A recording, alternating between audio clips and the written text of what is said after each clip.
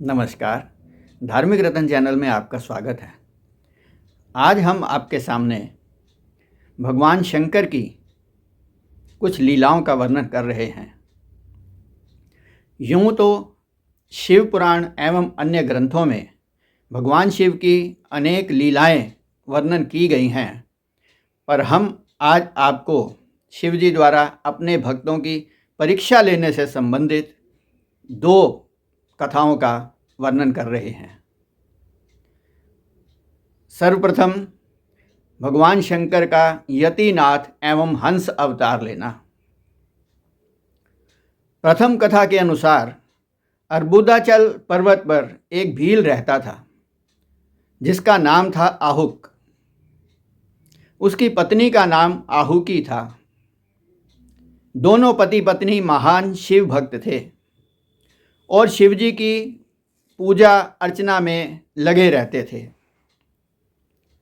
एक दिन आहुक आहार की खोज में जंगल में दिन भर भटका, पर कुछ शिकार ना मिला।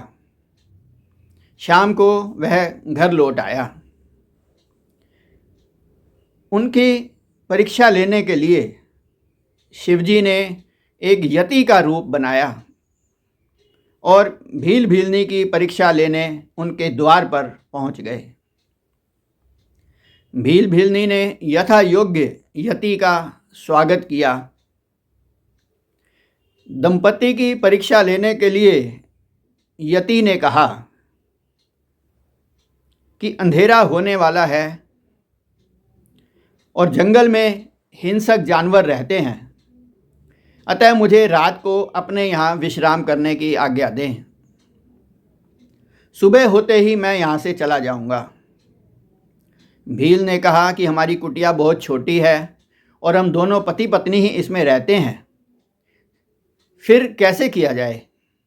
यह सुनकर यति वहाँ से जाने लगे तो भीलनी ने भील से कहा कि अतिथि का अनादर नहीं होना चाहिए।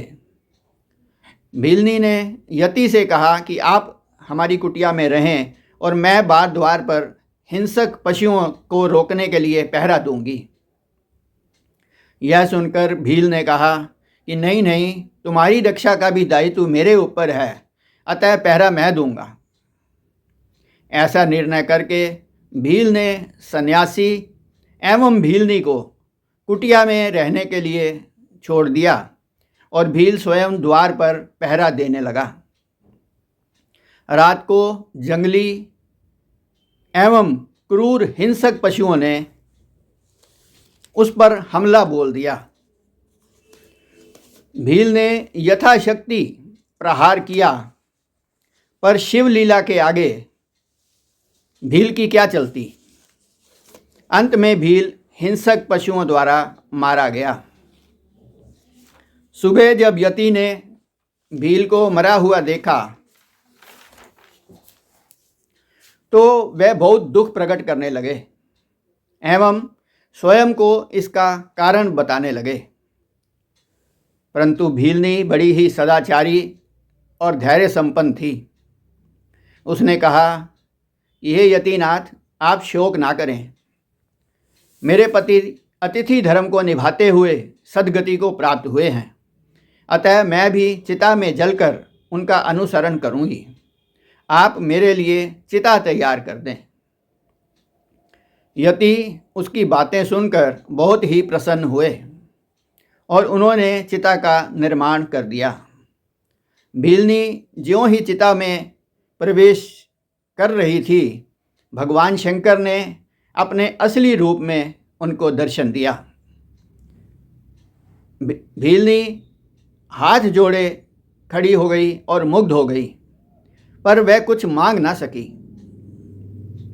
तब शिवजी ने कहा कि मेरे कारण तुम्हारा पति से वियोग हुआ है, अतः मैं तुम्हें वरदान देता हूँ कि अगले जन्म में तुम्हारा पति निषद देश के राजा वीरसेन का पुत्र राजकुमार नल बनेगा और तुम स्वयं विदर्भ देश की राजकुमारी असीम सुंदरी दमयंती के रूप में पैदा होगी और मैं स्वयं हंस का अवतार लेकर के आप दोनों का मिलन कराऊंगा। इस प्रकार महाराजा नल और दमयंती का विवाह भगवान शंकर ने हंस के रूप में अवतार लेकर के कराया। दूसरी कथा भगवान शिव के द्विजेश्वर अवतार की आती है। शिव पुराण में एक कथा आती है कि प्राचीन काल में भद्रायु नाम के एक प्रतापी राजा हुए और उनकी साध्वी पत्नी का नाम कीर्ति मालिनी था। वे दोनों शिवजी के परम भक्त थे। एक बार राजा रानी वन में विहार कर रहे थे। तब शिवजी ने उनकी परीक्षा लेने हेतु स्वयं एक ब्राह्मण का रूप बनाया और पार्वती जी ने ब्राह्मणी का रूप बनाया। शिवजी ने अपनी लीला से ही वहाँ पर एक व्याघ्र की रचना कर दी। वह व्याघ्र ब्राह्मण और ब्राह्मणी के पीछे भागता हुआ गर्जना कर रहा था। ब्राह्मण दंपति उससे बचने के लिए आगे आगे भाग रहे थे। उन्होंने राजा से बचाओ बचाओ की आवाज़ लगाई। तब राजा भद्रायु उठे और उन्होंने व्याघ्र पर बहुत से तीर चलाए, पर व्याघ्र ने ब्राह्मणी को दबोच लिया और जंगल में चला गया। राजा के अस्त्र शस्त्र व्यर्थ साबित हुए। ब्राह्मण ने राजा के क्षत्रित्व को धिक्कारते हुए कहा कि तुम्हारे रहते हुए व्याघ्र मेरी पत्नी को हर कर ले गया। जो शरणागत की रक्षा ना कर सके उसका जीना व्यर्थ है। राजा को भी अपने ऊपर बहुत ही गलानी हुई। राजा ने कहा कि हे विप्र, आप मुझे क्षमा करें, मैं अब राजा रहने के लायक नहीं रह गया हूँ, इसलिए मैं ये अपना सारा राज्य आपको सौंपता हूँ।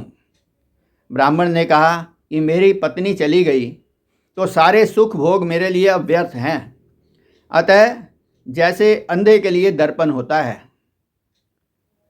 यदि मुझे आप कुछ देना ही चाहते हैं तो आप मुझे अपनी स्त्री दे दें, अन्यथा अब मेरे शरीर में भी प्राण नहीं रहेंगे।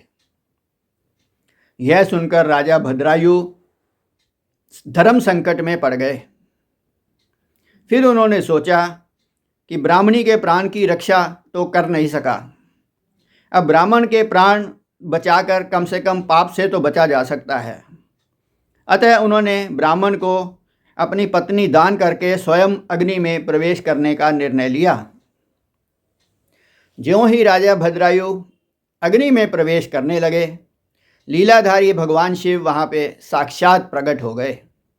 उनके मस्तक पर चंद्रमा, जटाएं, हाथ में त्रिशूल, कुठार, पिनाक और अभय मुद्रा वे धारण किए हुए थे। अपने आराध्य शिव को साक्षात देखकर राजा भद्रायु आनंद से विभोर हो गए और उन्हें बार बार प्रणाम व स्तुति करने लगे। उसी समय वहाँ पार्वती जी भी प्रकट हो गई। शिवजी ने राजा के त्याग को देखकर उन्हें दृढ़ भक्ति का वरदान दिया और बताया कि मैं ही ब्राह्मण के वेश में था और पार्वती ब्राह्मणी के वेश में थी, और वह व्याघ्र भी हमारी लीला का ही अंग था। इस प्रकार शिव भक्ति का वरदान पाकर राजा भद्रायु एवं रानी कीर्ति मालिनी ने शिव सायुज्य को प्राप्त किया। बोलो भगवान शंकर की जय। आइए आज का प्रसंग समाप्त करने से पूर्व 2 मिनट का भजन कर लेते हैं।